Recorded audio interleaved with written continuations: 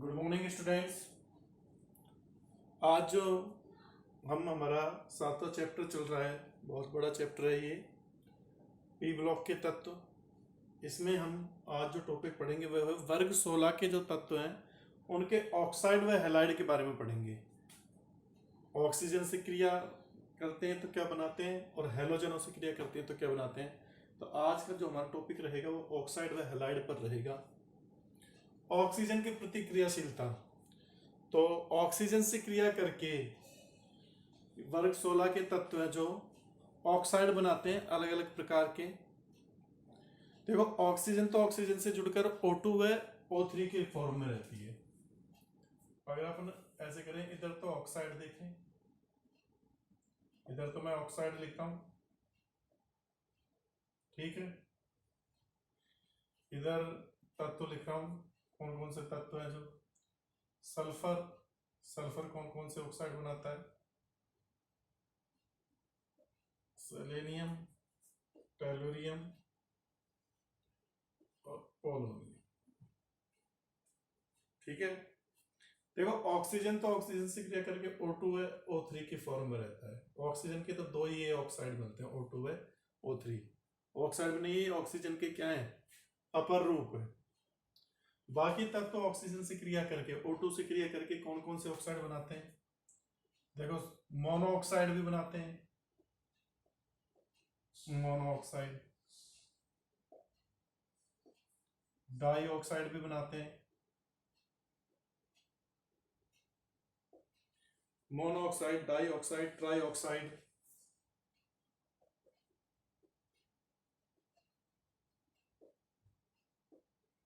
और आपके hepta oxide भी बनाते हैं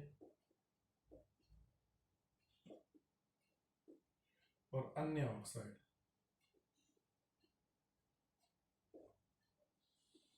मोनोऑक्साइड एक ही ऑक्सीजन से, जैसे सल्फर है जो सल्फर ऑक्साइड बनाता है, SO, इसका अस्तित्व है, क्योंकि सेलेनियम नहीं बनाता, ये दोनों बनाते हैं, TeO और PO, ये पोलोनियम ऑक्साइड।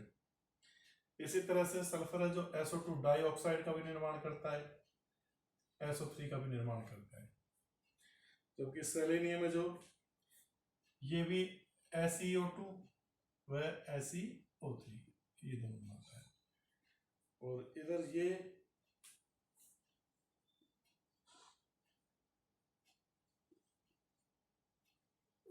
POO2 ये ट्राइऑक्साइड नहीं बनाता, पोलोनियम +6 ऑक्सीकरण अवस्था प्रदर्शित नहीं करता पोलोनियम, +2 और +4 ही करता है, ठीक है ना, +2 और +4। यहाँ पर ही +2 +4 +6 तीनों ऑक्सीकरण अवस्था प्रदर्शित कर रहा है। इसके अलावा ये H2O7 भी बनाता है, बाकी तत्व कोई नहीं बनाते। और H2O, H2O3, SO4 ये भी बना सकते हैं।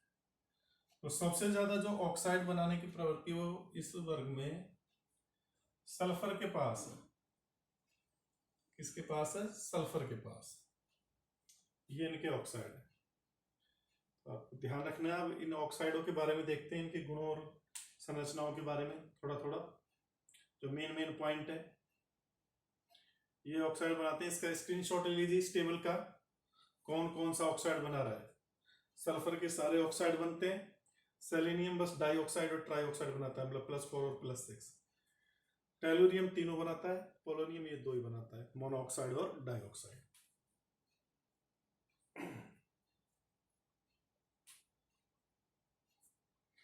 इनमें से जो SO2 और O3 है वो तो गैसीय अवस्था में मिलते हैं और बाकी सब ठोस अवस्था में मिलते हैं,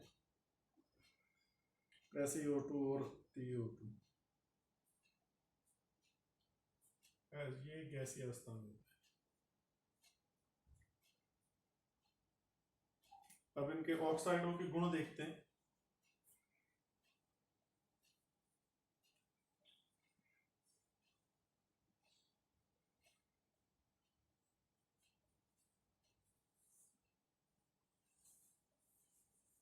अम्लीय प्रवृत्ति देखते हैं पहले।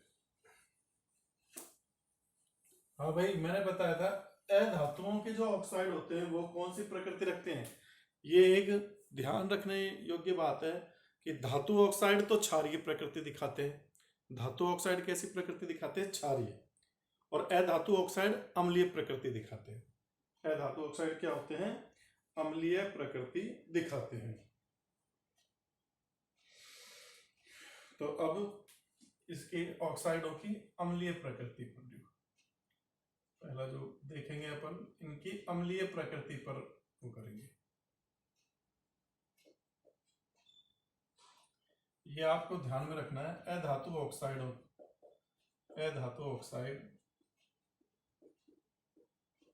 अम्लीय प्रकृति दिखाते हैं, धातु ऑक्साइड क्षारीय दिखाते हैं। ये तो एक जनरल पॉइंट है।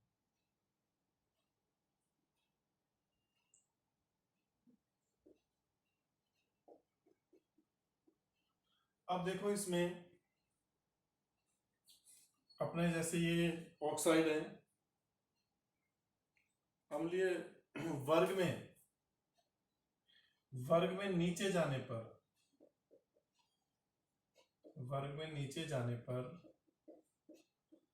अम्लीय प्रवृत्ति घटती है। अम्लीय प्रवृत्ति व स्थायित्व क्या होगा? घटेगा। ये याद रखना भाई। वर्ग में नीचे जाने पर अम्लीय प्रवृत्ति व स्थायित्व, अम्लीय प्रवृत्ति व स्थायित्व घटता है। क्यों घटता है? इसका रीजन क्या है? क्योंकि वर्ग में जैसे जैसे आप नीचे जा रहे हो तो अधात्विक प्रवृत्ति तो घटती है और धात्विक प्रवृत्ति बढ़ती है। अपन ये पढ़ चुके हैं पहले, क्योंकि ऑक्सीजन की जो विद्युत ऋणता वो सबसे ज्यादा है। ऑक्सीजन अधातु है, सल्फर अधातु है। फिर धीरे धीरे धात्विक प्रवृत्ति शुरू हो जाती है और अधात्विक प्रवृत्ति घटती है। तो इस कारण से अधात्विक प्रवृत्ति घट रही है तो उनकी अम्लीय प्रवृत्ति भी क्या हो जाती है? घट जाती है। इसलिए अम्लीय प्रवृत्ति कम हो रही है। जो आपके SO2 है, SeO2 है, ये दोनों तो अम्लीय हैं। SO2 है, SeO2, TeO2 और PoO2, देखो ये दोनों तो अम्लीय प्रवृत्ति दिखाते हैं, अम्लीय। और ये दोनों उभयधर्मी, अम्लीय और क्षारीय दोनों दिखाएंगे, क्योंकि ये उपधातु के गुण भी प्रदर्शित करते हैं। धात्विक प्रवृत्ति इनमें आ जाती है इस वजह से। तो एक पॉइंट तो आपको ये याद रखना है। दूसरी चीज आपको क्या ध्यान रखनी है, जो मैंने आपको उसमें और बताया था, किसमें? जब नाइट्रोजन परिवार को पढ़ाया था मैंने, उस टाइम मैंने बताया था कि जैसे जैसे केंद्रीय परमाणु की ऑक्सीकरण अवस्था बढ़ती है तो अम्लीय प्रवृत्ति बढ़ती है। धातु ऑक्साइडों में भी अपन ने देखा था, जब धातुओं के ऑक्साइड देखे थे कि मैग्नीज की ऑक्सीकरण अवस्था बढ़ रही है तो उसकी अम्लीय प्रवृत्ति बढ़ जाती है। अपन ने धातु ऑक्साइड देखे थे ना, क्षारीय धातु ऑक्साइड, फिर उभयधर्मी, फिर अम्लीय, क्योंकि ऑक्सीकरणांक बढ़ रहा था। तो जैसे जैसे ऑक्सीकरणांक बढ़ेगा तो अम्लीय प्रवृत्ति भी क्या होगी? बढ़ेगी। तो ये पॉइंट और याद रखना है आपको। एक ही तत्व की ऑक्सीडेशन स्टेट में वृद्धि होने पर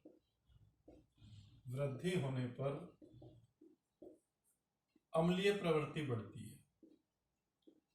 अम्लीय प्रवृत्ति बढ़ती है, ये याद रखना है। ऑक्सीडेशन स्टेट बढ़ेगी तो अम्लीय प्रवृत्ति भी बढ़ेगी। जैसे SO2 और SO3, तुमसे पूछा जाए कौन सर्वाधिक अम्लीय है तो आप क्या करोगे भाई? इसमें सल्फर की ऑक्सीडेशन स्टेट +2, यहां +4 और यहां +6। जहां ऑक्सीडेशन स्टेट सबसे ज्यादा है वही ज्यादा अम्लीय प्रवृत्ति दिखाएंगे। ये तो आपसे इनकी अम्लीय प्रवृत्ति की तुलना करवाई जा सकती है। ध्यान रखना है, ऑक्सीकरण जिसका एक ही तत्व के ऑक्साइड है अलग अलग, तो उनमें जिसकी ऑक्सीकरण अवस्था जितनी ज्यादा होगी उसकी अम्लीय प्रवृत्ति उतनी ही अधिक होगी। जो डाई ऑक्साइड और ट्राई ऑक्साइड होते हैं उनकी अम्लीय प्रवृत्ति नीचे जाने पर क्या होती है, घटती है। ये अपन देख ही चुके। डाई ऑक्साइड और ट्राई ऑक्साइडों की अम्लीय प्रवृत्ति वर्ग में नीचे जाने पर क्या होती है, घटती है।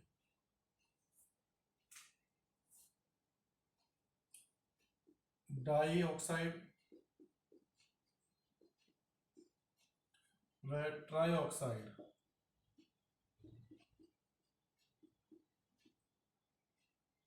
ऑक्साइड की अम्लीय प्रवृत्ति वर्ग में नीचे जाने पर घटती है।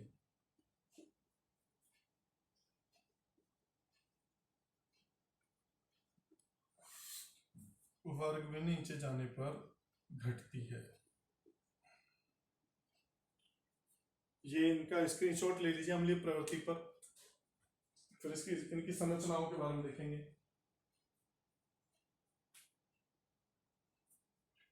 स्क्रीनशॉट ले लीजिए इनका।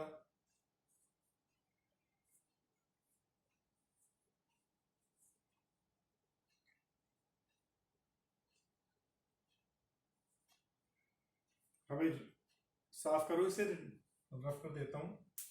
अब देखते हैं इनकी संरचना के बारे में, ऑक्साइडों की स्ट्रक्चर है, संरचना।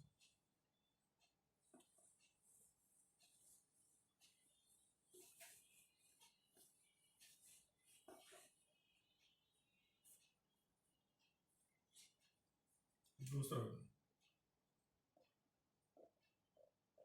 संरचना, तो जो आपके डाई ऑक्साइड व ट्राई ऑक्साइड होते हैं, EO2 व EO3, दोनों में संकरण जो sp2 होता है। संकरण निकालना मैंने बताया था आपसे, जैसे SO2 का संकरण निकालना है आपको, कैसे निकालोगे? संकरण निकालने के लिए क्या करते हैं अपन, सारे अणु के संयोजी इलेक्ट्रॉनों का योग करके उसमें 2 का या 8 का भाग देते हैं। अगर इलेक्ट्रॉनों की संख्या 8 या 8 से ज्यादा है, 8 से ज्यादा है, तब तो आप 8 का भाग दोगे, और अगर 8 या 8 से कम है तो 2 का भाग देते हैं। तो यहाँ पे देखो टोटल इलेक्ट्रॉन, सल्फर के संयोजी कोष में 6 इलेक्ट्रॉन होते हैं, और ऑक्सीजन के भी 6 दूनी 12 बटा 8, 8 दूनी 16, 2 इलेक्ट्रॉन बच गए, 2 में 2 का भाग दीजिए, तो टोटल क्या आ जाएंगे, 2 + 1 मतलब 3। तो कौन सा संकरण हो गया, sp2। 3 मतलब 2 तो बॉन्ड पेयर बनेंगे, 1 लोन पेयर बनेगा। यहीं से पता लग गया, 2 बॉन्ड पेयर 1 लोन पेयर। तो SO2 की स्ट्रक्चर कैसी होगी, सल्फर 1 लोन पेयर लगा दो, 2 आप क्या लगाओगे, बॉन्ड पेयर। लेकिन यहाँ पे पाई बॉन्ड भी बनते हैं, सल्फर के इसके पाई बॉन्ड बनते हैं, पूरा डिटेल से देखिए। सल्फर का आप इलेक्ट्रॉनिक विन्यास लिखोगे तो कैसे लिखोगे, नियोन 3s2 3p4 और 3d खाली पड़ा है। यहां पर 3s में 2 इलेक्ट्रॉन, 3p में 4 इलेक्ट्रॉन रहेंगे, और 3d आपका खाली है। संकरण कौन सा आ रहा है, sp2, मतलब 1 s का और आपके क्या होने चाहिए, 2 p के, इस तरह का आ रहा है संकरण, 1 s और 2 p। तो यहां पर क्या होता है, ये इलेक्ट्रॉन उत्तेजित होकर यहां आ जाता है, ये इलेक्ट्रॉन उत्तेजित होकर क्या होगा, यहां जाएगा, क्योंकि अपन को 1 लोन पेयर चाहिए, लोन पेयर तो ये वाले बन जाएंगे, और 2 बॉन्ड पेयर बनाने के लिए यहां पर 1 इलेक्ट्रॉन चाहिए। ये इलेक्ट्रॉन इधर आएगा, समझिए सल्फर एक्साइटेड स्टेट में आ गया, इसमें तो यही रहेंगे, यहां अब आपके 1 इलेक्ट्रॉन हो गया, और 1 इलेक्ट्रॉन इसमें आ गया। अब देखो संकरण तो कौन सा हुआ है, sp2। ये एक संकरित कक्षक में 2 इलेक्ट्रॉन और बाकी में 1 है, तो ऑक्सीजन 1 इलेक्ट्रॉन के साथ साझा करके क्या बना लेगा, सिग्मा बॉन्ड, 2 ऑक्सीजन, और ये लोन पेयर के रूप में रहेगा ये वाला। और बाकी ये दोनों बचे हैं, एक ये बचा है पी, असंकृत पी कक्षक है, असंकृत पी कक्षक, और ये भी असंकृत डी कक्षक है, असंकृत डी कक्षक। ये क्या करेंगे, ऑक्सीजन के जो ऑक्सीजन के पास भी एक पी कक्षक बचा हुआ है, असंकृत पी कक्षक, उस पी कक्षक के साथ क्या कर लेंगे, अतिव्यापन, और पाई बॉन्ड बना लेते हैं। तो यहां पर क्या पाई बॉन्ड भी बनेगा, ये तो सिग्मा बॉन्ड, और ये वाला तो एक तो बनेगा आपका भाई सल्फर का पी कक्षक, असंकृत पी कक्षक ऑक्सीजन के पी कक्षक के साथ अतिव्यापन करेगा, तो पी पाई पी पाई पी पाई बॉन्ड बनेगा, पी पाई बंद, ठीक है ना। और ये वाला जो पाई बॉन्ड बन रहा है, ये पाई बॉन्ड कौन सा बनेगा, इसका डी पाई, सल्फर का डी कक्षक है जो ऑक्सीजन के पी कक्षक के साथ अतिव्यापन करेगा, तो वो बनेगा डी पाई पी पाई बंद। तो यहां से एक इंपॉर्टेंट क्वेश्चन निकलता है, वेरी वेरी इंपॉर्टेंट, इसको ध्यान रखना भाई, बोर्ड में आने लायक क्वेश्चन है ये। क्या क्वेश्चन निकलता है, वीआईपी क्वेश्चन है ये। अगर पेपर कठिन बनाना होगा, अगर वो पेपर आपका कठिन बनाना चाहता है तो इसमें से क्वेश्चन निकालेगा। एक मेरा, जो बच्चे वीडियो नहीं देख रहे, केवल वो पीडीएफ को उतार लेते हैं और ये समझ रहे हैं कि हमारा तो हो गया साहब, इसी को हम रट लेंगे, लिखने से कभी भी याद नहीं होता। लिखा लिखा है तो किताबों में मिल जाता है, तो आप किताब ही सीधे पढ़ लो। आपको अगर अच्छे से समझना है तो वीडियो को ध्यान से देखना पड़ेगा। मैं जो वीडियो बना रहा हूं, इन वीडियोस को ध्यान से देखो और समझो, समझना ज्यादा जरूरी है। मैं वीडियोज में जो आपकी पीडीएफ में मैटर दिया हुआ है उससे बहुत ज्यादा एक्स्ट्रा बताता हूँ, ये भी बताता हूँ कौन सी चीज इंपॉर्टेंट है कौन सी नहीं है। तो अगर उसको टफ पेपर बनाना है, बोर्ड वाले को अगर टफ पेपर बनाना है, तो वो आपसे क्या क्वेश्चन पूछ सकता है कि SO2 में पाई बंद जो बनते हैं वो किस प्रकार के पाई बंद है, पी पाई है, डी पाई पी पाई है। तो दोनों प्रकार के पाए जा रहे हैं, एक पी पाई है और एक डी पाई पी पाई है। इनका अर्थ समझना, इसमें तो असंकृत डी कक्षक भाग ले रहा है और ऑक्सीजन का पी कक्षक, यहां पर सल्फर का भी पी असंकृत पी कक्षक भाग ले रहा है और ऑक्सीजन का भी असंकृत पी कक्षक भाग ले रहा है। तो इस चीज को समझ जाना। और ये तीन जो ऑर्बिटल है ये संकृत कक्षक है, sp2 संकृत, ये sp2 संकृत कक्षक है। sp2 संकृत कक्षकों में एक में लोन पेयर मिल रहा है तो लोन पेयर ये दिखा दिया, दो में एक एक इलेक्ट्रॉन है तो ये ऑक्सीजन के पी कक्षकों के में जो एक एक इलेक्ट्रॉन है उनके साथ साझा करेंगे तो ये सिग्मा बॉन्ड बना देंगे। तो ये चीज आपको पता होनी चाहिए, वेरी वेरी इंपॉर्टेंट है, इसे आप उतार लीजिए स्क्रीनशॉट, ठीक है ना। दो पाई बॉन्ड है, एक पाई बॉन्ड ये रहा, एक ये रहा, एक तो पी पाई है और एक डी पाई पी पाई है। ये बहुत इंपॉर्टेंट चीज है, इसको स्क्रीनशॉट लीजिए इसका।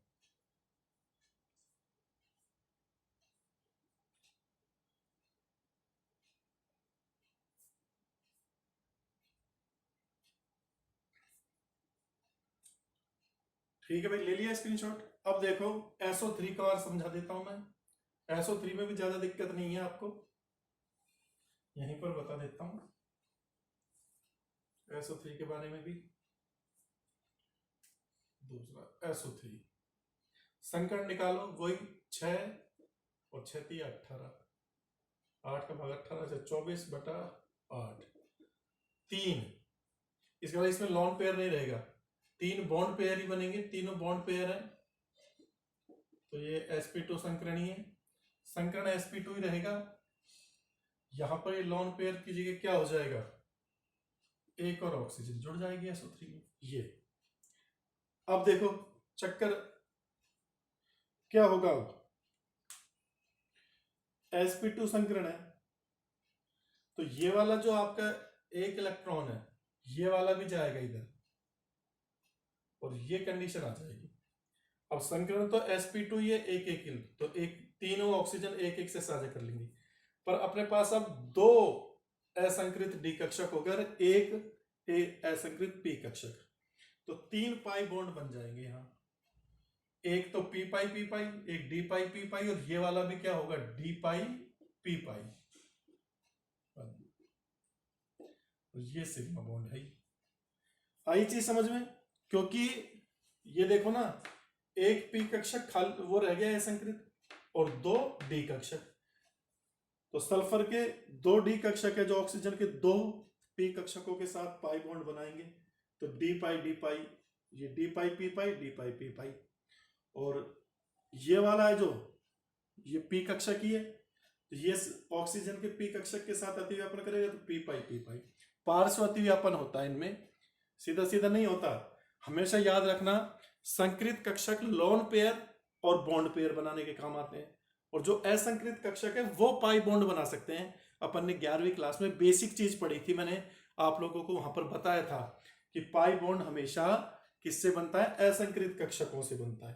तो यहाँ पर 3 सिग्मा बॉन्ड बन गए और 3 ही पाई बॉन्ड है, और तीनों पाई बॉन्ड किस प्रकार के हैं, एक पी पाई वाला है और 2 डी पाई पी पाई वाले हैं।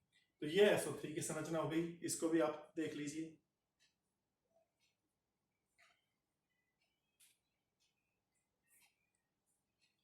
हाँ भाई, इसे मिटा दूं मैं?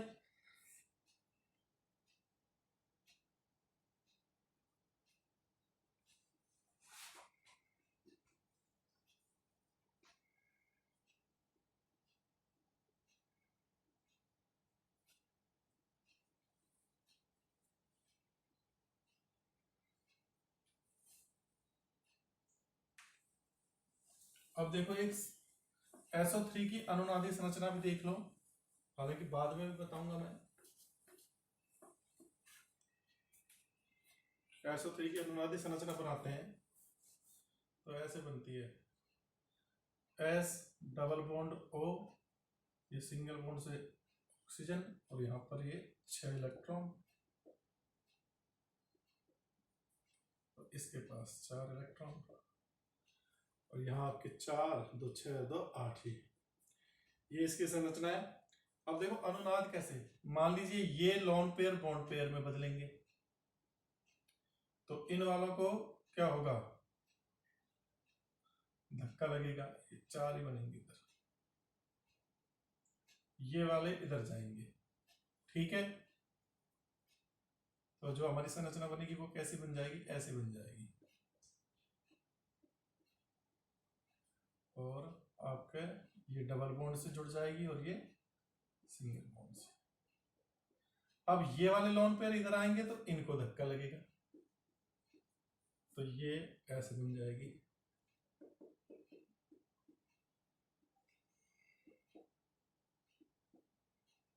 ये डबल बॉन्ड, इस तरह की एक संरचना बनाते हैं। और इनका जो, अब देखो तीनों पर पाई बॉन्ड घूम रहा है, तो उसको आप ऐसे दिखाओगे अनुनादी संकर को, सल्फर,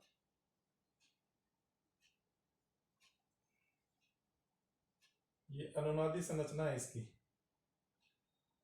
इससे अनुनाद के कारण तीनों बंद लंबाई समान आती है। ये तो अनुनादी संरचना है, अनुनादी संरचना, और ये आपकी वास्तविक या अनुनादी संकर हो गया, अनुनादी संकर या वास्तविक संरचना। तो ये अनुनादी संरचना है SO3 की, किसके, SO3 की अनुनादी संरचना। ये इसका भी स्क्रीनशॉट ले लीजिए।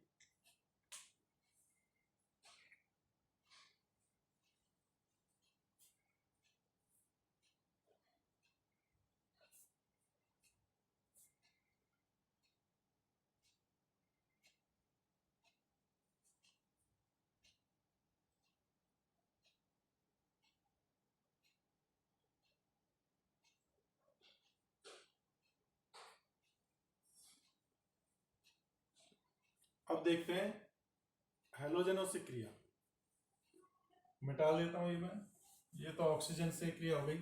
अब हैलाइड का निर्माण देखते हैं।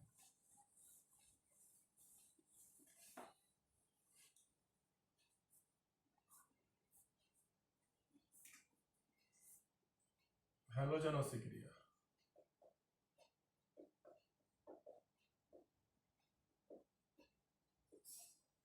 हैलोजन कौन कौन सी होती हैं?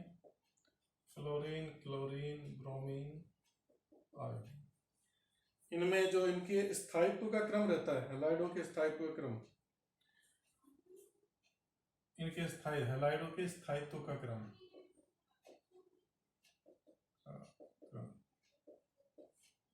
वो फ्लोराइड का सबसे ज्यादा, क्लोराइड का उससे कम, ब्रोमाइड का उससे कम और आयोडाइड का सबसे कम। अभी कैसे कौन कौन से हैलाइड बनाती है? देखो, मोनोहैलाइड भी बनाती है। ऑक्सीजन परिवार है जो मोनोहैलाइड भी बनाता है, जैसे O2F2, O2F2, या आपका H2F2, इस प्रकार के हैलाइड, या H2Cl2, ये सब मोनोहैलाइड है। H2Br2, इनकी जो संरचना होती है वो असमतलीय होती है। सल्फर सल्फर इस तरह की संरचना होती है असमतलीय। ये 104 डिग्री का होता है, असमतलीय संरचना। मोनोहैलाइड बनाते हैं, डाईहैलाइड भी बनाते हैं, डाईहैलाइड।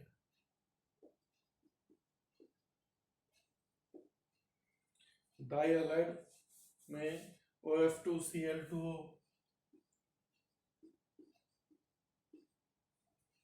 ये आते हैं, ये इसके डाईहैलाइड है। Br2, मैंने बताया था ना, फ्लोरीन की विद्युत ऋणता ऑक्सीजन से अधिक होती है, इस कारण यहाँ पर ऑक्सीजन विद्युत धनी तत्व है। इसकी जो ऑक्सीडेशन स्टेट है, यहाँ +2 चार्ज है तो यहाँ पर क्या हो जाएगा, सॉरी यहाँ -2 चार्ज है तो यहाँ क्या हो जाएगा, +2। और ओनली फ्लोरीन के साथ ये +2 और +1 ऑक्सीकरण अवस्था प्रदर्शित कर रहा है। फ्लोरीन के सेकंड नंबर पर है ये। इसकी जो ज्यामिति होती है, ये संकरण तो इनका sp3 होता है। अगर इनमें अपन संकरण निकालें तो क्या आएगा, 7 × 14 और 6 22, 14 और 6 22, 8 × 16, 14 से 20, हाँ, तो ये आ जाएगा sp3 संकरण। कैसे आएगा, 6 + 14/8, तो 20 में 8 का भाग दोगे आप तो 8 × 16, और फिर 4 में 2 का भाग दोगे तो 2, तो sp3 संकरण। यहाँ पर भी आपका sp3 आएगा, यहाँ पर भी आपका sp3 संकरण आएगा। तीनों में संकरण क्या है, sp3। तो इसकी जो ज्यामिति होती है वो तो होती है चतुष्फल की है, इस तरह की ऑक्सीजन, लेकिन आकृति जो होती है वो कोणीय हो जाती है। आकृति इसकी कैसी होती है, कोणीय। भाई 2 लोन पेयर तो यहां रहते हैं इस तरह से, और ये इस तरह से, तो कोणीय आकृति रहती है इसकी। 103 डिग्री का कोण रहता है।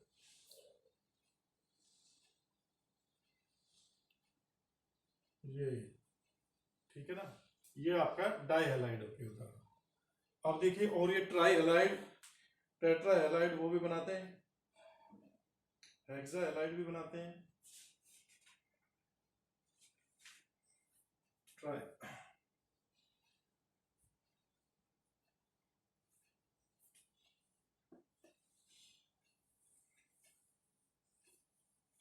अब देखिए टेट्राहैलाइड,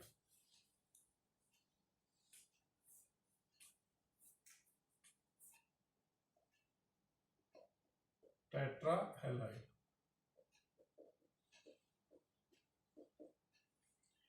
टेट्राहैलाइड का अगर अपन एग्जांपल देखें, SF4, SeF4, SF4, SeF4, Te4। हाँ भाई, ऑक्सीजन नहीं बनाएगा टेट्राहैलाइड। कौन नहीं बनाएगा, ऑक्सीजन। याद रखना क्यों नहीं बनाएगा, पहले ही बता दिया। ऑक्सीजन की मुख्य ऑक्सीकरण अवस्था -2 होती है, परऑक्साइडों में ये -1 दिखाता है। और फ्लोरीन के साथ ही +1 +2 दिखा सकता है, इससे ज्यादा दिखाएगा ही नहीं। जब 2 से ज्यादा वैलेंसी नहीं है तो ये टेट्राहेलाइड बना ही नहीं पाएगा, ठीक है ना। सल्फर और बाकी तत्व सेलेनियम टेलुरियम ये बना लेंगे। यहां पर जो इनका संकरण होता है, ये संकरण किस प्रकार निकालोगे आप, तो आपको तरीका बताया हुआ है मैंने। सल्फर में 6 इलेक्ट्रॉन, फ्लोरीन के पास 7 चौक 28 वैलेंस इलेक्ट्रॉन बटा 8, तो 28 34 बटा 8 चौक 32, 4 2 बचेंगे, 2 में 2 का भाग दोगे 5, 5 का मतलब क्या हो जाएगा sp3d। यहाँ पर जो इसका संकरण है वो क्या होगा sp3d। और ये भी बता देता हूं, 4 बॉन्ड पेयर बनेंगे, 1 लोन पेयर। इसमें 4 तो बॉन्ड पेयर बनेंगे और 1 लोन पेयर बनेगा। यहां से पता लग गया 4 बॉन्ड पेयर, पूरा पूरा भाग जा रहा है, और 1 लोन पेयर बनेगा। ऐसा ही इसमें आएगा और ऐसा ही इसमें, इसमें भी sp3d संकरण, इसमें भी sp3d संकरण, यही संकरण रहेगा। इसकी जो ज्यामिति होती है त्रिकोणीय द्विपिरामिडीय होती है, लेकिन इसकी आकृति ढेकुली हो जाती है, सीसा आकृति। 11th क्लास में बताया था मैंने। sp3d संकरण है, तो sp3d संकरण है तो इसकी ज्यामिति त्रिकोणीय द्विपिरामिडीय होगी, ट्राइगोनल बाइपिरामिडल, द्विपिरामिडीय। ये तो संकृत कक्षकों की ज्यामिति है। आकृति क्या होगी, क्योंकि एक लोन पेयर है तो आकृति विकृत हो जाएगी। मान लीजिए मैं जैसे HCl4 की आकृति लेता हूं, तो सल्फर, सल्फर पर इधर क्लोरीन, इधर क्लोरीन, इधर लोन पेयर आएंगे, और इधर क्लोरीन और इधर क्लोरीन। ये तो ये आकृति होती है सीसा आकृति, सीसा आकृति। एक चीज हमेशा याद रखना, लोन पेयर हमेशा निरक्षीय पोजीशन पे आते हैं। लोन पेयर हमेशा कहाँ आएंगे, निरक्षीय पोजीशन पे आएंगे, ठीक है ना। इस चीज को याद रखना, इसका भी स्क्रीनशॉट ले लीजिए, इंपॉर्टेंट है ये भी।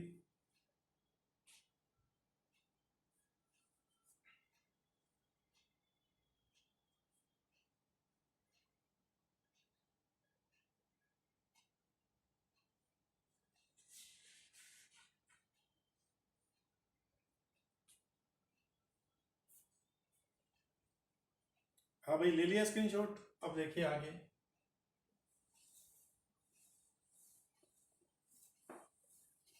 अब एक और बचा है। देखो हमने डाई हेलाइड बना दिया, टेट्रा हेलाइड बना दिया। अब अपन हेक्सा हेक्सा हेलाइड बनाएंगे। आपको पता है हेक्सा हेलाइड जिसमें 6 हो,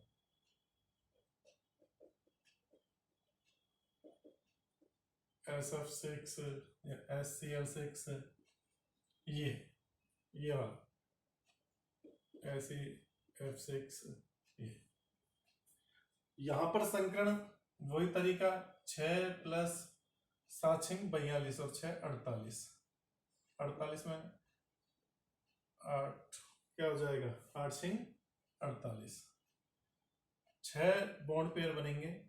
संकरण होगा आपका sp3d2, sp3d2 संकरण रहेगा सब में। संकरण आपका sp3d2, sp3d2 है तो अष्टफलकीय ज्यामिति होगी, ऑक्टाहेड्रल अष्टफलकीय इसकी ज्यामिति रहेगी। सल्फर और 2 4 कोनों पे आ जाएंगे, ये तो फ्लोरीन, फ्लोरीन, फ्लोरीन, और ये आपके अक्षीय बॉन्ड पर,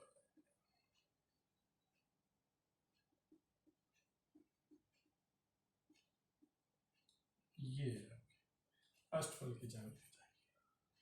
ठीक है भाई,